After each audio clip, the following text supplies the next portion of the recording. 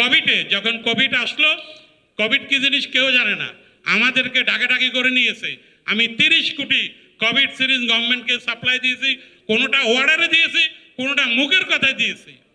অথচ আজকে সেই সিরিজ একটা মাত্র কোম্পানি আমি সাপ্লাই দিই, গত 3 বছর এক পিসও আমার থেকে নেওয়া হয় না, এগুলো বাইরে থেকে চলে আসে।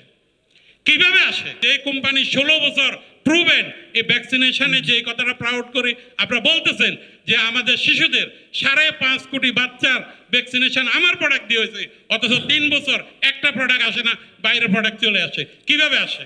অথচ মেডিকেল ডিভাইস আমরা 10%ও করি না, অথচ সেম মার্কেট ইজ সেম।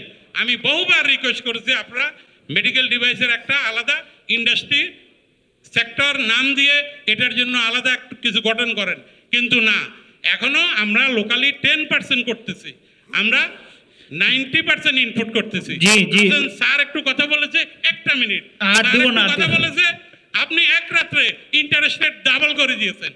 আমাদের তপন ভাই এখানে আছে, জিজ্ঞেস করেন, এক রাত্রে 7% ছিল, এখন 14%। তাহলে আমি কই থেকে এই ওনার 18 কোটি থেকে 36 কোটি টাকা দিব? স্যারের কাছে দেখলে চোরের মতো লাগে আমাকে। যাই ওনার কাছে, স্যার আমি কোথায় থেকে দেবো? 86 টাকার ডলার 122-25 টাকা হয়ে গেছে।